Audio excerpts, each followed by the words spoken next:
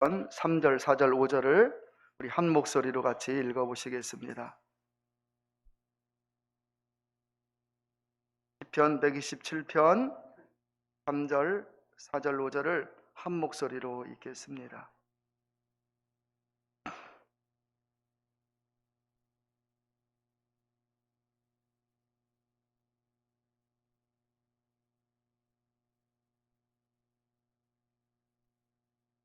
자식은 여호와의 주신 기업이요 태의 열매는 그의 상급이로다. 젊은 자의 자식은 장사의 수정의 화살 같으니 이것이 그 전통에 가득한 자는 복되도다. 저희가 성문에서 그 원수와 말할 때 수치를 당치 아니하리로다. 아멘. 기도하시겠습니다. 거룩하신 하나님, 전능하신 하나님, 5월 1일 어린이 주일을 맞이하여 자녀에 관한 말씀을 가지고 이 자리에 섰습니다. 성령님 함께해 주셔서 사랑하는 성도들의 귀와 마음에 말씀이 들려지게 하시고 깨달아지게 하옵시며 자녀가 어떤 존재인지 다시 한번 깨달아 진짜 선물로, 진정 선물로 만들어갈 수 있는 귀한 부모님들 다 될 수 있도록 축복하여 주시옵소서. 예수님의 이름으로 기도하옵나이다. 아멘. 오늘은 우리 총유에서 정한이 어린이 주일입니다. 자녀를 사랑하는 마음 다 있을 것입니다. 자녀가 어떤 존재인가요? 자녀를 어떻게 키워야 하나요? 우리 총유에서는 이 자녀를 신앙으로 믿음으로 키우는 그런 날을 어린이 주일로 삼고, 그래서 어린이가 얼마나 우리에게 귀한 존재인지 다시 한번 깨달으라고 이렇게 총회에서 어린이 주일로 5월 첫 주일을 정했습니다. 깊이 생각해 볼 것이 있습니다. 자녀는 어떤 존재인가요?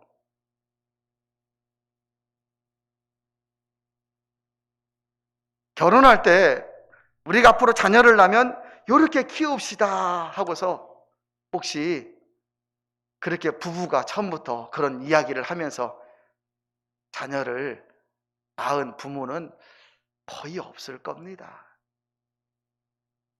결혼하고 자녀가 생기면 그냥 좋아서, 이 자녀가 너무너무 좋아서 그렇게 자녀를 낳고 키우다가 자녀가 잘 되면 괜찮지만 자녀가 안 되면 속상하고, 또 자녀가 말썽 부리면 가슴이 아프고, 또 자녀에게 무슨 일이 생기면 자녀 때문에 눈물을 흘리고, 정말 이 부모와 자녀는 죽을 때까지 관계잖아요, 여러분. 그런 이 관계가 얼마나 중요한 관계입니까? 부부끼리는 무촌이라 떨어질 수 있지만 자녀는 천륜이잖아요, 여러분. 죽을 때까지 연결되는 게 부모와 자녀이잖아요. 자녀는 어떤 존재인가요? 어떻게 키워야 정말 자녀를 잘 키울 수가 있겠습니까? 오늘 성경 시편 127편 3절에 보니 자식은 여호와의 주신 기업이요 그의 열매는 그의 상급이로다. 정말 이 말의 깊은 의미를 우리가 다 모릅니다. 기업이라는 말을 다른 말로 원어보면 선물이라는 말이에요. 하나님이 우리에게 선물로 주었어요. 그러면 말씀이 이렇습니다. 자식은 여호와의 주신 선물이요 그러는 거예요, 여러분. 선물. 그 선물 때문에 웃으라고, 그 선물 때문에 기쁘라고 하나님이 자녀를 선물로 주셨다라는 말입니다. 오늘 여기 계신 분들은 자녀가 원수처럼 생각하는 분은 한 분도 없기를 소망합니다. 자식은 하나님이 그 자녀에게, 그 부모에게 주신 선물, 그러니 그 선물을 진짜 선물 되게 만들고 선물 때문에 웃고 행복하고 하나님이 그러라고 자녀를 주었다라는 거예요. 저와 집사람이 최근에 한 이야기가 있습니다. 김대성이라는 남자가 김묘옥이라는 여자를 만나서 처녀를 만나 결혼했더니 김주은, 김영민이 나왔네요. 김대성이라는 이 청년이 다른 여자를 만났다면, 처녀를 만났다면 주은이, 영민이는 없는 겁니다. 아시죠, 여러분? 또 이 사모님이 다른 총각과 결혼했다면 주은 영민이가 없는 겁니다. 저에게 주신 자녀는 나와 부모의 그 영향, 피와 모든 걸 물려받아 만들어진 하나님이 그렇게 주신 선물이라는 말이에요, 여러분. 그렇게 생각하면 하나님이 여러분에게 주신 자녀가 얼마나 소중한 존재인지를 다시 한번 깊이 깨달아야 합니다. 자녀를 막 대해서도 안 되고, 자녀를 한없이 사랑하며 믿음으로 키워야 그게 복이라는 사실을 아셔야만 합니다. 여기 책을 2권을 가지고 왔습니다. 1부 때 네나 마리아, 닉 부이치치. 태어났는데 여러분, 다리 없고 손 없어서 요만큼 손바닥만한 것만, 이 발 여기 보이십니까? 하나 하얀하게 손 없고 발이 없습니다. 이 하반신이 없습니다. 그냥 이 손바닥만한 부분만 여기 있어서 요것으로 이 보드도 타고 별거 다 합니다. 수영도 하고. 닉 부이치치, 네나 마리아라는 여인, 하반신이 없습니다. 팔만 2개 있습니다. 오전에 제가 바꿔서 말했는데 팔만 2개 있습니다. 그런데 여러분, 만약에 여러분의 자녀들이 이렇게 태어났다면 여러분 키울 수가 있겠습니까? 그것만 해도 정말 뭔가 몸서리가 쳐지지 않습니까? 여러분의 자녀들이 건강하다는 거 하나만 해도 감사가 됩니다. 공부 잘하고 못하고, 잘나고 뛰어나고 못 뛰어나고, 그 문제가 아닙니다. 그냥 여러분의 자녀들이 건강하다는 거 하나만 해도 은혜가 됩니다. 그런데 이 네나 마리아나 닉 부이치치 부모님들은 이런 자녀들을 신앙으로 양육했습니다. 신앙으로. 어쩌면 인생을 한탄하고 원망하고 그냥 목숨 끊고 그럴 수도 있는 상황인데 신앙으로 양육하니 여러분 이게 책으로도 나오고 믿음의 간증을 하러 다니는 거예요. 하나님이 나를 사랑하셨다. 아니 이런 상황에서 하나님이 자신을 사랑했다라는 거예요. 우리는 멀쩡한 육신 가지고도 짜증날 때 있고 힘들어 죽겠다라고 말할 때 있습니다. 냉장고에 음식이 가득 쌓여 있는데도, 옷장을 열면 옷이 가득 있는데도 여러분 삶에 힘이 없어, 낙이 없다고, 재미없다고, 먹을 게 없다고, 입을 게 없다고 원망하고 불평할 때가 얼마나 많습니까? 이런 상황에서도 하나님께 감사하다고 간증하러 다니는 이 2명, 하나님이 이들을 그들 부모에게 선물로 주었습니다. 그러니 믿음으로 잘 양육해서 하나님의 영광을 드러내는 거예요, 여러분. 구약 이스라엘에서 기업하면, 선물하면 2가지가 있습니다. 땅과 자녀. 선물입니다. 기업입니다. 땅은 하나님께서 이스라엘 백성들에게 가나안 땅을 주시면서 대대로 물려받을 선물이 되게 하셨습니다. 내가 너무너무 힘이 들어 이 땅을 팔았어. 그래도 50년 되면 어떻게 해요? 희년으로 다시 또 원주인에게 땅이 돌아갑니다. 하나님이 그 원리를 세워주셨어요. 자녀 선물입니다. 믿음으로 자녀를 잘 양육하면 그것이 그 부모에게 선물이 되도록 하신 거예요. 자녀가 선물이기에 성도들은 자녀들을 믿음 안에 말씀 따라 양육할 때 자식이 근심 덩어리가 아니라 그 부모에게 기쁨을 주고 행복을 주는 선물이 되게 하신 거예요. 자녀에 대하여 오늘 성경 보니까 4절에 장사의 수중에 있는 화살과 같다 표현을 했습니다. 전쟁에 나가는 장수가 활을 들고 이제 화살통을 맸는데 화살통에 화살이 잔뜩 들어있어야 나가서 힘있게 싸울 것 아니겠습니까? 자녀가 그렇게 부모에게 든든한 존재가 된다라는 말입니다. 시편 128편에 보면 여호와를 경외하는 자는 복되고 형통하게 된다 하였는데 특히 3절에 이런 말씀이 있습니다. 상에 둘러앉은 자식은, 한 상에 둘러앉아 밥을 먹는 자식은 어린 감람나무 같다 하였습니다. 상에 둘러앉은 자식은 믿음으로 양육되기에 여러분 어린 감람나무 같다라는 말입니다. 구약에서 이스라엘 백성들에게 감람나무 기름이 얼마나 귀한 것인지, 감람유, 모든 성구에 다 참기름을 바르는 게 아니고 들기름을 바르는 게 아니고 이 감람나무의 기름을 바르는 거예요. 성구가 되는 겁니다. 구약에 사람을 구별해서 안수할 때 그 위에 붓는 기름이 바로 감람나무 기름입니다. 곧 자녀를 믿음으로 잘 양육하면 한 상에 둘러앉은 그 자녀가 지금은 어리지만 자라서 성장해서 나무가 되어 열매를 맺어 그렇게 귀하게 쓰여지듯이 여러분의 자녀들이 그런 존재가 된다라는 말입니다. 우리의 부모님들은 자녀를 키울 때 이렇게 저렇게 키울까 계획 세우지 않고 그냥 자녀를 낳고 어릴 때는 그냥 교회에다 데려다 놓고 또 신앙을 없으면 그냥 알아서 크고 그렇게 우리 자녀들을 양육했잖아요. 교회에다 그냥 무조건 데리고 옵니다. 초등학교 때는 말 듣고 중학교 때까지도 말 듣습니다. 교회 가자면 따라옵니다.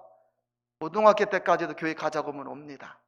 그런데요, 대학 딱 고등학교 졸업하면요 어떻게 됩니까? 머리가 커서 교회 가자고 하면 잘 안 가요.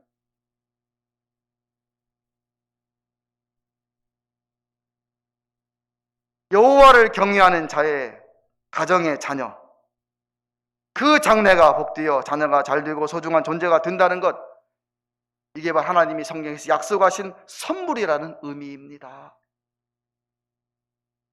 선물을 받았는데 별 볼 일 없는 선물이라 저 구석에 처박아 놓고 아무 관심도 안 둬. 자녀는 그런 선물이 아니라 평생을 통하여서 부모에게 기쁨을 주고 행복을 주는 선물이라는 말이에요. 자녀는 하나님이 주신 선물인데, 특별히 자녀를 통하여 부모님들에게 주시는 선물, 기쁨이 있는데 뭐냐면 자녀를 통한 기쁨. 어릴 때는 재롱잔치예요.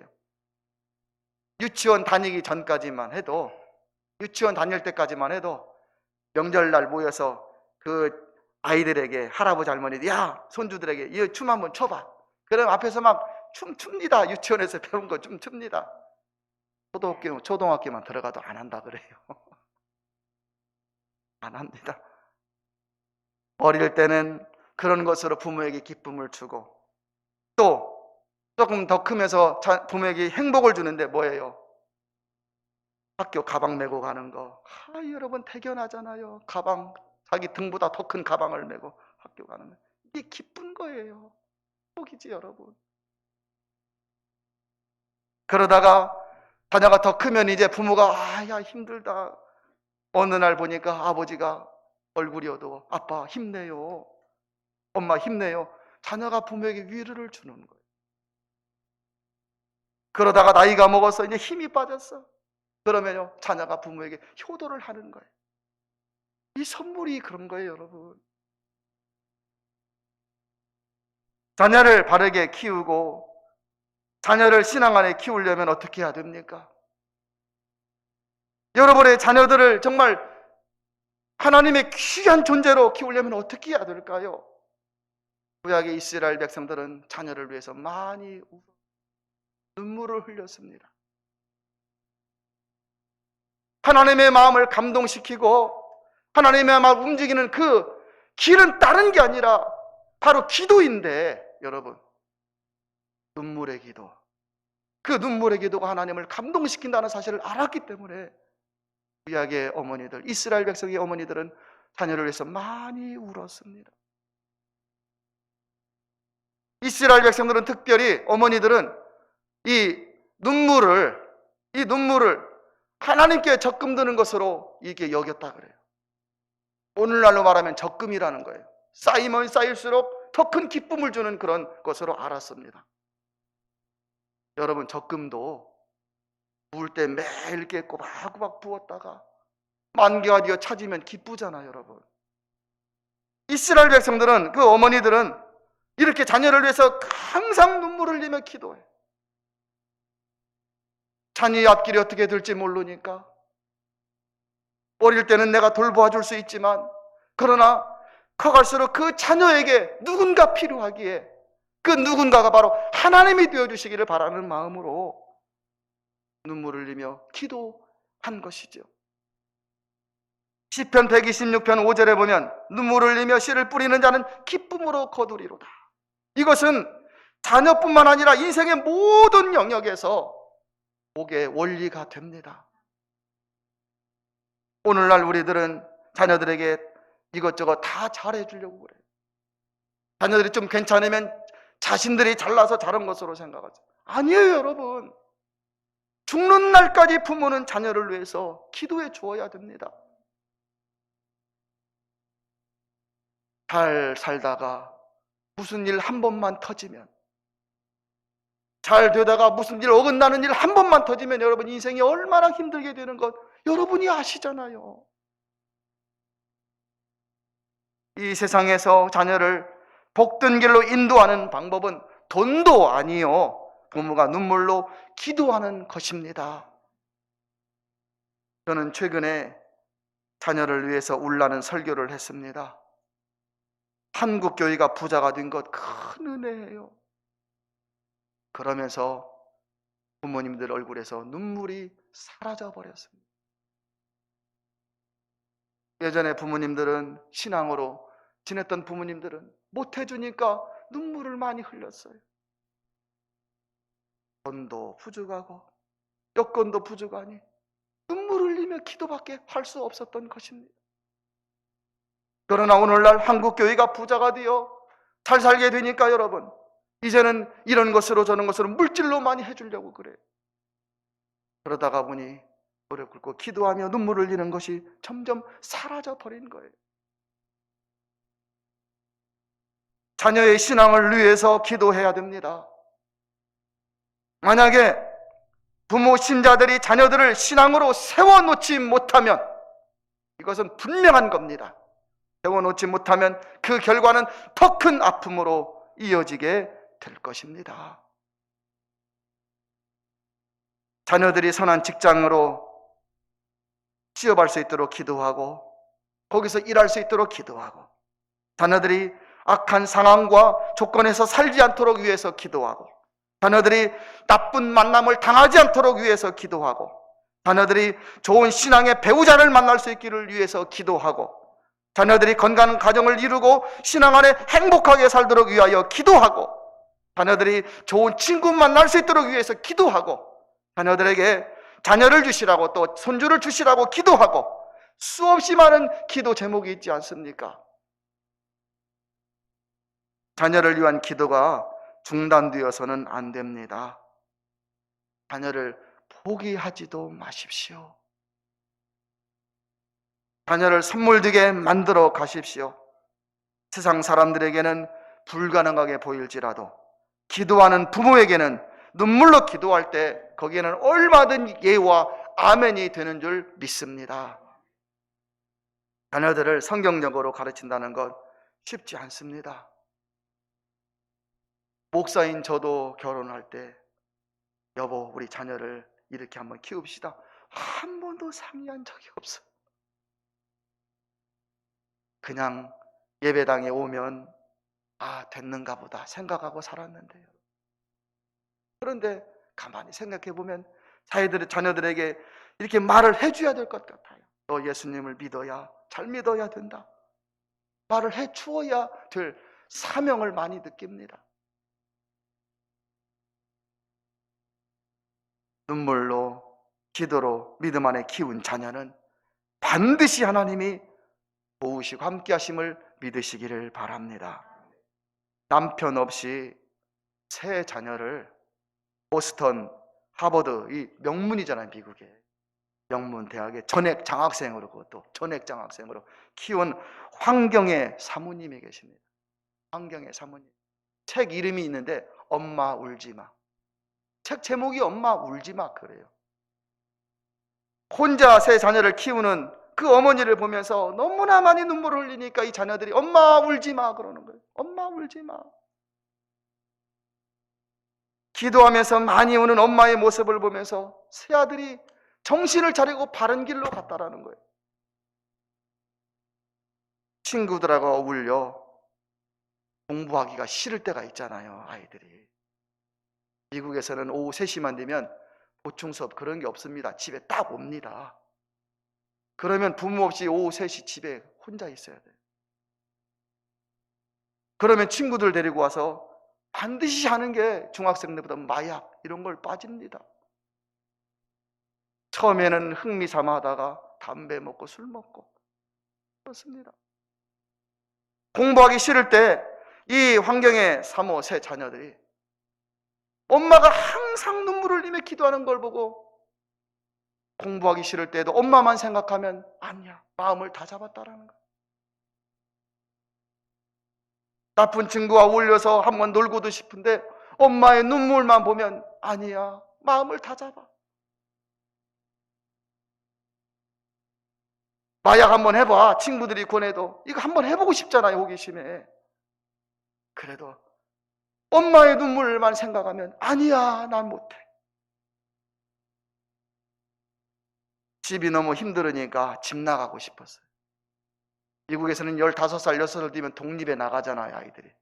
아르바이트도 하고요, 자기가 벌고 뭐 하려고. 집에 나가서 혼자 일하고 싶어. 그래서 자기가 살고 싶은 거야. 그런데 엄마의 눈물을 보고 마음을 다 잡아. 교회 다니자고 하는데 어릴 때는 따라갔는데 좀 그러니까 가기가 싫은 거야, 이게. 그럴 때 이 엄마는 자기들이 주일날 결석하면 눈물 흘리는 거예요. 식사 기도하자 하면서 눈물 흘리며 기도해. 눈물 흘리니 안 갈 수가 없어. 마음을 다 잡고 그냥 엄마 따라가는 거야. 환경의 사모 이분은 기도의 힘이 얼마나 큰지를 이 책에서 가르쳐주고 있습니다. 그 아이들이 반듯하게 커가지고 그런 명문대학의 천액 장학생으로 지금은 다 졸업을 해가지고 훌륭한 기업에서 일하고 있고,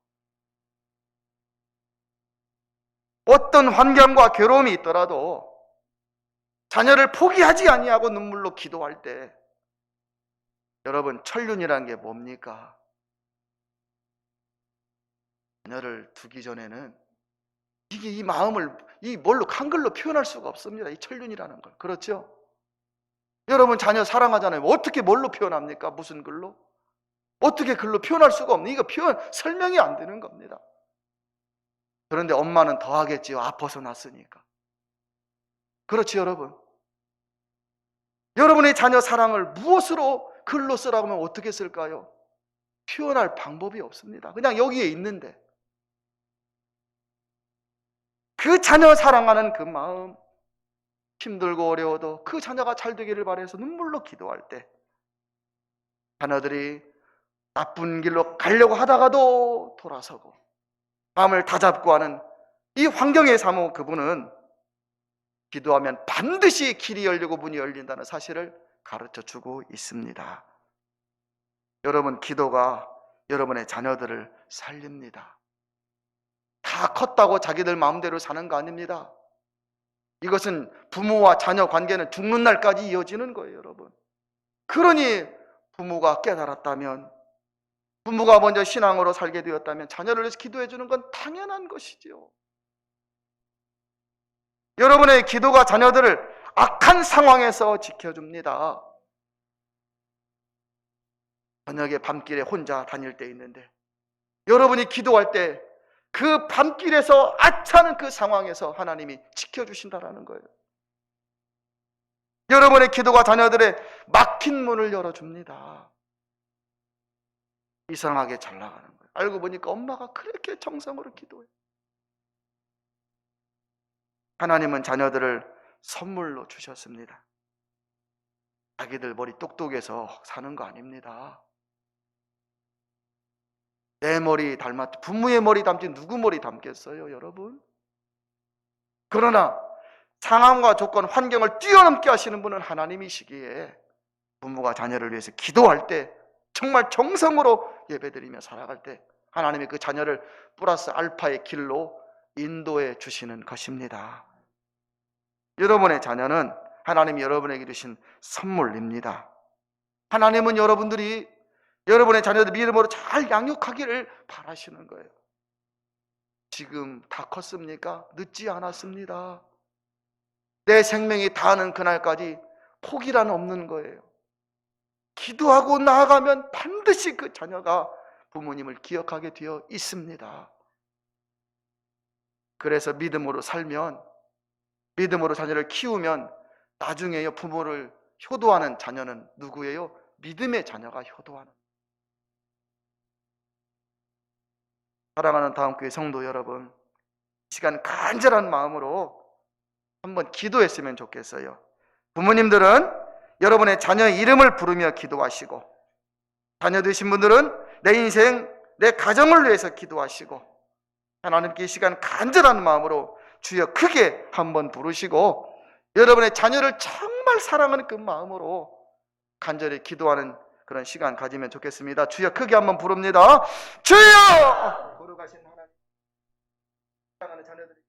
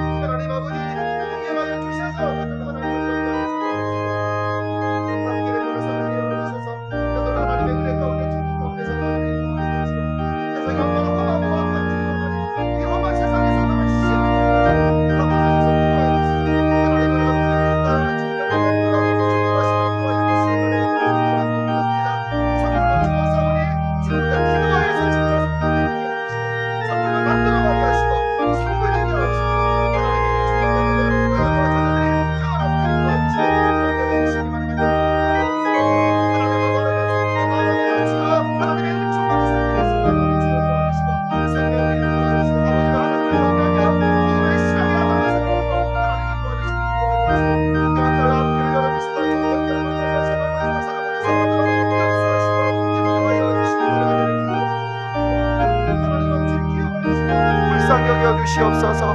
은혜를 베풀어 주시고 하나님 함께하여 주시옵소서.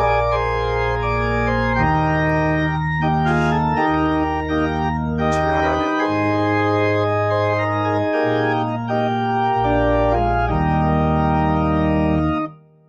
거룩하신 하나님 아버지, 이 시간 우리가 자녀들을 위해서 기도합니다. 저희들에게 선물로 주었사온데 이 주신 자녀들이 창성하게 하옵시고 번성하여 그 영향력이 땅에 충만하게 하여 주시옵소서. 하나님 아버지, 저희의 자녀들은 장사의 수정에 있는 화살과 같고 삶 곁에 심기워진 나무가 되어서 그 가지가 담을 넘게 하여 주옵시며 인생을 살면서 아름다운 열매를 거두는 자녀들 되도록 역사하여 주시옵소서. 공부하는 자녀들에게는 지혜와 총명과 명철을 허락하여 주옵시고, 또한 질병으로 고생하는 자녀들에게는 치유의 능력이 임하여서 치유받고 은혜 가운데 살 수 있도록 도와주옵시며, 일터가 필요한 자녀들에게는 든든한 일터를 허락해 주옵시고, 또한 좋은 배우자들을 허락해 주셔서 좋은 배필을 만나 복 있는 가정을 꾸려나갈 수 있도록 축복하여 주시옵소서.